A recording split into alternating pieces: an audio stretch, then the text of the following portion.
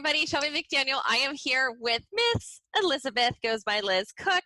Thank you for being here, Liz. She is here. She is going to share with us a little bit more about her experience in the Diet Freedom Program and just her story. She has such an inspirational story. So say hi, Liz, to everybody. Hi, everyone. Awesome. So Liz and I were just chatting before, and we were just so excited to kind of get this story out. So Liz, here's my Jeopardy questions for you. Right. No specific order, but I thought let's just kind of take some time back and go, what was it like before coming to the program, right? So let's kind of start there. And you reached out to me, right? We set up a strategy call. What were your big goals for reaching out to me initially? The biggest motivator was I realized I just couldn't do what I was doing anymore. It wasn't working. I was constantly sad, constantly stressed. And it's almost like you have to be in that kind of place in life to try something. And I think you'll probably remember before, like I started the program and really dove deep into it. And at the end of September, I think I was asking a lot of questions because there was still this very like pessimistic, glass is half empty, like, is this really going to work? I remember sending you like these grilling emails. Like, so what is your system? And like, what do you do? And now I see that, I'm like, she probably saw right through that. And that's the nicest thing. And you were very nice about it, but I was still very skeptical. But I had to get to the point where I was so sad and so stressed that I would be willing to invest in something that was going to be very challenging, but be very rewarding. Yeah. I'm so glad that you said that, because that was actually going to be one of my next questions was like, what were your fears? What were your doubts? Like, let's go back. And that's such a big one for everyone, right? Is this going to work for me? How do I know? Am I going to waste my money? Is this the scam? Like, I've had people tell me literally, I joined because you didn't feel like a scam. I was like, oh my gosh, that's terrible that you feel that way about everything else. But, that's real life. So that was there for you too, apparently. Oh yes, now it rings a bell with all of the emails. But I'm glad you sent them. So sneaky about it too. Yeah. You have to get you have to get those questions out, and I'm happy to answer them. So was there any other? What about like yourself? So you had some doubts like this program was going to work. But what about like? Did you have doubts about yourself at all? Like, could you stay committed to it, or do you have the time for? Like, can you expand on that a little bit? Yeah, I knew I'd have the time because when I started, I had just recently left a job that was very, very time consuming. So I knew it was the right time because I would have time. But anybody really has time. Was I going to stay committed to this? Was I going to start to, really uncover some very tough topics and be very uncomfortable? And how was I going to do with that? Was I just going to run and bail from the whole thing and not, truly commit to this process of myself? Yeah, I definitely thought that. I thought, if this doesn't work, I'm just going to go right back to crazy dieting and restrictive eating, and that'll be the fix, So yeah, I even had that like game plan in my head. Had the backup plan, huh? Yeah. Look what I learned today about you. Because I was going back and just reviewing a couple of things right before our call, and you were working a lot, and you were working out like 6 days a week. Mm-hmm. Sometimes 7, right? Yeah. With your boxing. Yeah. And those are not short workouts. No. And I was constantly working out, constantly on a different diet. I think, well, the one thing about your questionnaire that's different from every other program's questionnaire, it's was not really so much focused on, it was focused on goals, but deeper goals. Yep. Tell me what your day looks like. So, we have to answer like what we eat and what we do and like all of that stuff. But like in the end, what do you want to happen? What are you struggling with? This is not the question. I mean, the other questionnaires that you get with the other diets is what weight are you now? What weight do you want to be? Yeah. Done. Here's your meal plan, send you on your way. Be happy starving yourself. So, it was a lot different. And I remember writing everything down, and I was like, "Oh, this doesn't sound good," because you said, "What diets have you tried?" And I think I listed everything out there: Weight Watchers, intermittent fasting, keto, slim fast, all the different ones that you could possibly try. Yeah. Yep. Yep. No, you're absolutely right. I remember. I still have all your health questionnaire stuff. Yeah. So, interesting. So, why don't we get if you don't mind sharing, just a little bit more specific about your struggles? I mean, we were more focused on getting out of our head about food, getting out of our head about our body and our weight. And yes, you wanted to lose weight, shape shift, but Mhm. it was just consuming you, right? And we were more on Yeah. the restrictive side Mhm. than we were on, let's say, like the overeating. But that would still happen when you kind of couldn't Lost keep up control. with it Yeah. anymore, or you felt like you messed up and you screwed up or whatever, then we would go in Right. the opposite direction, right? Yep. Yeah. Yeah. Did I miss anything in there?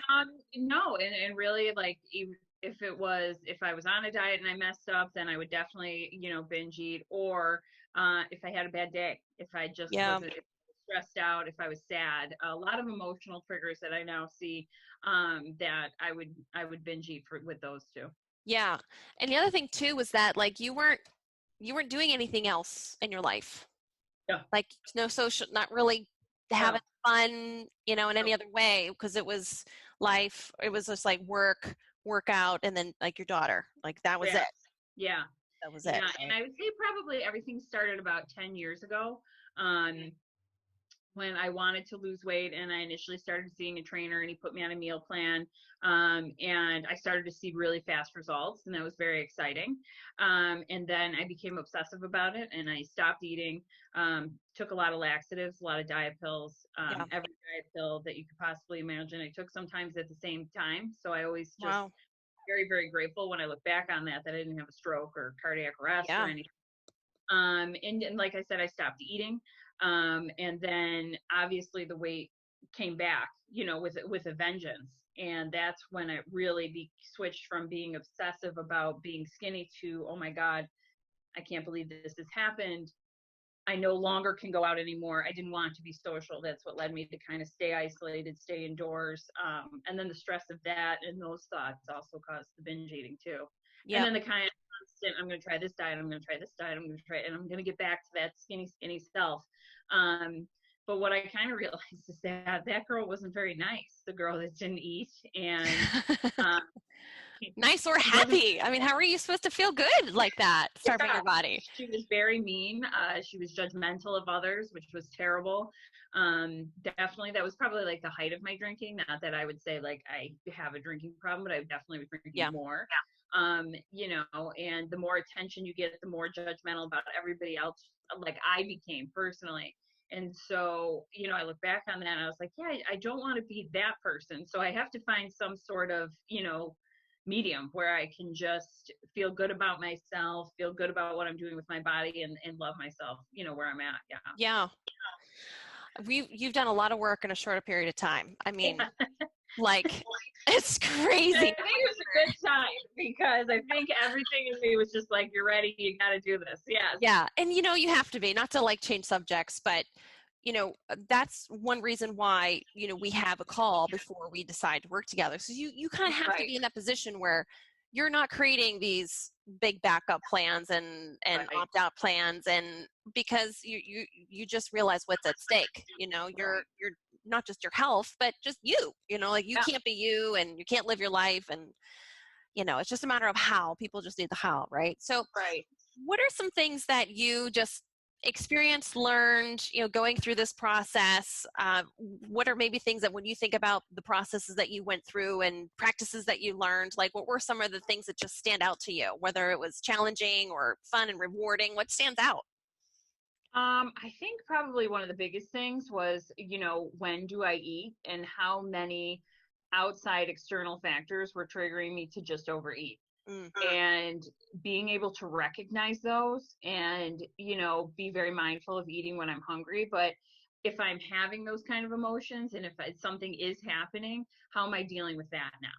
And when you start doing that, your whole world starts to change because it doesn't make it hurt less. It doesn't make, you have less pain or feel anything less. It's just when you're able to just feel it and process it rather than trying to cover it with, food or going for a run or something like that, it's just so much better. And you become mm-hmm. so much more confident in yourself. And I think my confidence level has has gone through the roof. Mm, And just this past Friday, So since September, I haven't weighed myself, and which has been life changing also when you're not Yeah. every day getting on the scale. And I was nervous, and I certainly cried, and I was shaking, and I got through it, and I don't know the number. But I was able to get through it. And while I'm sure it wasn't the number that I wanted, I didn't come home and I didn't, sit and be sad and overeat and go out and drink, or, go involve myself in a toxic relationship that we've been talking about Yeah. and all that kind of stuff. I just said, you did it. You got on the scale. Tomorrow, you're just going to get up and you're going to work the same program, That's and you're right. going to do the same thing. And there was none of this regression.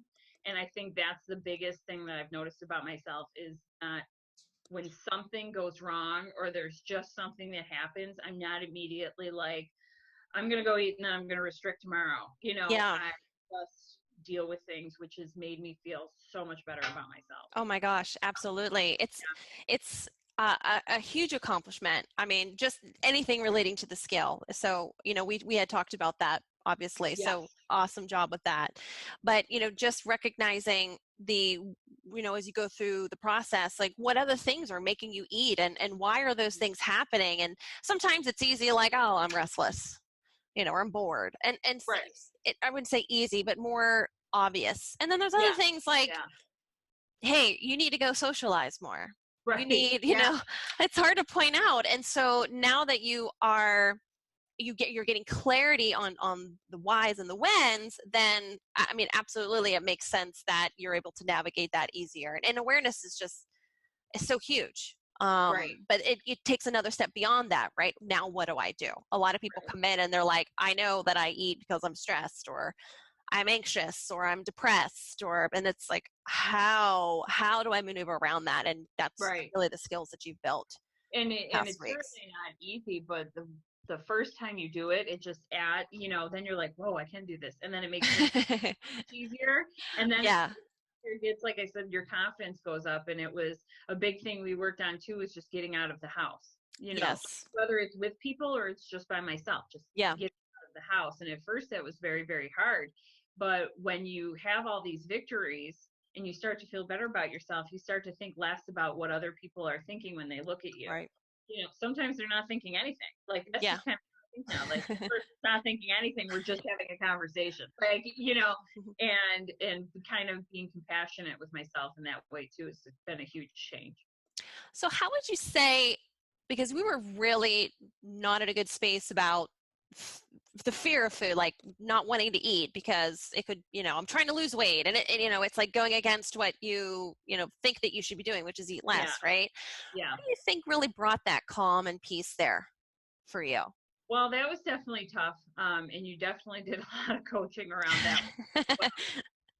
But I think the biggest thing that you have to tell yourself, or that I tell myself, is that the more that I allow, I can trust myself to still make good choices. So it's not that I can't go out to dinner. It's that I can go out to dinner and I can get anything on the menu. And I just, if I'm full, then I stop eating, and Oh, it's those little things, like, you just have to trust yourself, but you can't trust yourself if you're restricting yourself so much. yeah. Like, I had so many things I couldn't eat, then it was awful. And then you're constantly thinking about, Right. oh, I can't go here because there's nothing on the menu I can eat, or it's just going to be too stressful to figure it out. But now I eat, oh my gosh, I eat cottage cheese now, and pancakes, paleo pancakes, and I hadn't had a pancake in like a decade. And it doesn't cause this like spiral for the rest of the day. Yeah, it's nice.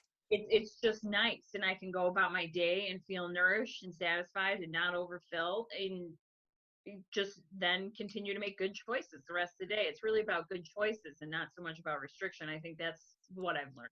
Yeah. And just listening to your body, like, what do you want? Like, and Yeah. go, yeah. And that took a leap of faith and trust. Yeah. And permission as well. Right. We've talked about letting go. We've talked about permission a lot, right? And how Yeah. huge that is in this process. Permission to listen, permission to go with your gut instinct, trust that you can make still, nourishing decisions or have something that's just fun and not eat, 5 of whatever that is. Right. So yeah. That's a big one. That's a really big one. Now, like toast. I mean, sandwich. I think I emailed you the first time I had a sandwich for lunch in 10 years. It wasn't a salad with chicken or sweet potato? Yeah. And it wasn't just some dry vegetable and some dry protein. Like, it was nourishing and amazing. It had avocado on it. It was so good. It's so interesting how those little switches make such a big difference. I'm working with a private client right now, and she's just kind of getting started with me, and she's under a lot of stress about her food, as many people are.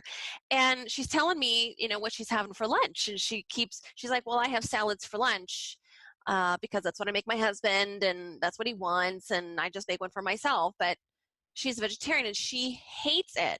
I'm like, why are we not having anything outside of salads? So she sent me a picture today of like this pea Thai curry or something like that. And she's like, she's so excited, but like that's a game changer. The amount of food pictures you probably get in a day and in a week is probably hilarious. Like, I love it. It's great though. The same message with the pancakes. Like, you'll not believe what I had for breakfast this morning. And okay. And it's just you realize you can't hate your way into this. Yes. When I was a big one. I was literally saying to myself, you have to eat like this because you hate yourself and you hate your body, and you can't hate your way out of it. Totally. And that's a huge lesson that people learn, is like you've got to stop self-attacking. And even if it doesn't feel real yet that you love your body, like we've got to start taking steps in that direction, because there's just no happy ending to you trying to hate yourself in your transformation. Even if you physically transform, it'll never be good enough. No. And it never was. And I was right. Eating. It wasn't good enough. And I was exercising sometimes twice a day, and it still wasn't good enough. Like, and it was just that, yeah. So you have to be out of it, It's hard to see yourself, and because you're so in it, it's like you're in the bottle, you can't read the nutrition label kind of thing. You can't, that's why you need, someone to guide you, because you can't pluck all that stuff out and see it, objectively, especially at first. Yeah. So for you, people, I'm sorry. No, go ahead. But I definitely started to notice too, when I was losing all that weight, like, people treat you differently, and it's very sad. It's very, very sad that you feel like you have more positive attention. But what I also realized too is, after it all came back on, is that it was never really real. And I don't want positive fake attention, and I don't want people just being nice to me because of what I look like, on the outside. And those people aren't real to me. I'm much satisfied now with like deep connection relationships that go far beyond, what I'm eating and what I look like. Yeah. You bring up a good point. I have that conversation quite a bit, right, with people, and especially regarding dating and trying to find a partner in life. And there's this belief that, hey, no one's going to love me or want to marry me or want to be with me if I'm looking like I am right now. I know, that's why I'm telling this. And because for whatever reason out there, no people that are overweight get married. Oh, nobody that's overweight are happy. Like, what were we thinking? So that's a big belief. But and you said it beautifully, that why would you want somebody as a partner or life partner if they're not going to accept you at, with all of the perfections and imperfections? Right. Yeah. You don't want someone that's just surface level committed. Right. Yeah. And that's a lot of the relationships I was finding, is because it's based on surface. Then I always had to act like everything was great, and I was always down for a good. I mean, it was exhausting. Yeah. And I remember I got that. I remember you sent me that email, and I think I screenshot it or something, but You email me back like 10 things. You're like, hey, everything in my life is different, and you're blah, blah, blah, blah. It was one of those emails you sent me. But one of them, one of the parts of it said, Shelby, I think maybe I'm meant for bigger things than just getting married and having a family. Yeah. Yeah. Because that Because is when you what you start were, yeah. on a different level, you start to see all these different opportunities that you can do. And here I'm sitting and waiting. And sure, I'd still love to have a spouse, Sure. but sitting and waiting and telling myself it's never going to happen unless I change is not really the way to go Yeah. about it. I'd rather continue to grow as a person and find it that way Yep. than I was trying before. Yeah. So on that note, tell people what you are. How's life different for you? What are some things that you're embarking on, that you're getting back into, or something that's new? Like, how are things different for you? Well, in February, I'll be starting my kind of a certification to be a spiritual coach. And then in May of this year, I'll be starting certification to be a life coach. And those are two things that I think I didn't know that that's how I was going to do them, but I've always wanted to help people. And I think more so now, we just need people to relate to each other and kind of, Yes. I like to say, own our messes so that we can connect more as humans. Yep. Hopefully that is what I'll bring to people. I've started to collaborate with Sanity and Self to be one of their chat experts to have, it's almost like a peer support, again, and it's just, these are the topics that I can relate to and people will talk to me about that. And it's just shared experiences and helping them guide, just guide them through those times or just be listening ear, because a lot of the times you can be surrounded by the greatest of friends. I have the greatest of friends and a really nice support system, but it's always so much nicer to talk to somebody sometimes that just knows exactly what Right. that feels like. So I'm doing that. I think, and you pointed this out actually the other day. So I've signed up to be an amateur boxer, and boxing has become less about a method to lose weight and more about I want to get a fight and I want to be a fighter and I want to do this, but for that reason and not these other reasons. Yeah. So That's that my big. workouts have become, so much more meaningful on a much bigger scale. Yeah. So that's it. I mean, that's all that how your life has changed. Like, just those things. Like, goodness gracious. Yeah. Which I never would have done last year. I wouldn't even have done in August of last year. Yeah. I never Oh, yeah. possible. I just never would have went there. Yeah. Absolutely, agreed. And it's hard to see it when you get going, but now that you have gone through what you've gone through, and you're entering this kind of new phase in your life. We were just talking the other day, but obviously nobody else was on the call besides us, but we were just confirming how this journey in your life and journey together was really something that happened for you Mm-hmm. and not to you. Right. And you're using the gift of the lessons to not only better your life, but now you're helping others, which is just right. Yeah. amazing. Yeah. It's so cool. I'm It's so very cool. excited. Yeah. Yep. So what advice do you have maybe for others that are struggling with something similar? Just, peer advice, right? Or maybe they're struggling with binge eating, or some negative body image, anything along those lines. I mean, just some peer-to-peer advice. Anything that you want to share?